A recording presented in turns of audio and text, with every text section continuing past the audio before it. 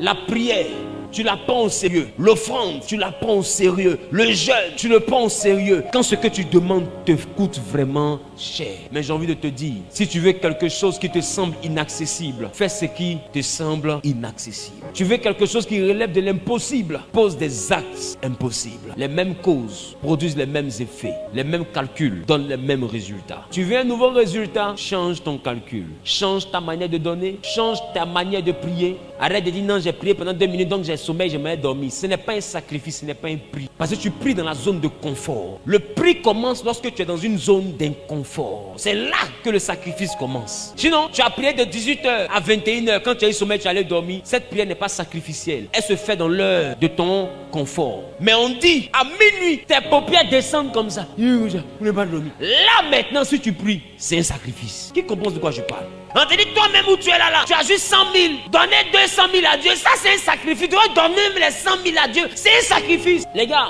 dans le monde spirituel, rien ne s'obtient dans la gratuité. Apprenez à payer le prix. Que ce soit en termes de prière, en termes de jeûne, en termes d'offrande.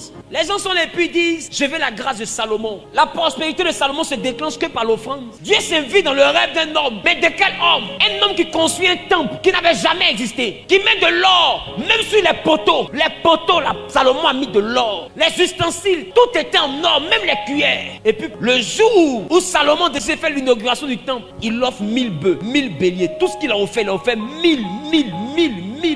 Regarde la dimension sacrificielle de Salomon. La Bible dit le même soir, Dieu s'invite dans son rêve et dit à Salomon, demande-moi tout ce que tu veux. Il y a des dimensions qu'on n'obtient pas tant que tu ne peux pas sacrifier. Donc tu veux la gloire de Salomon et puis tu avales comme Harpagon. Ça ne peut pas marcher. Pour dire à Dieu, Seigneur, bénis-moi comme Salomon, sois capable de poser les actes que Salomon a posés. Pourquoi tu prends sa réussite et puis tu ne prends pas son sacrifice? Pourquoi?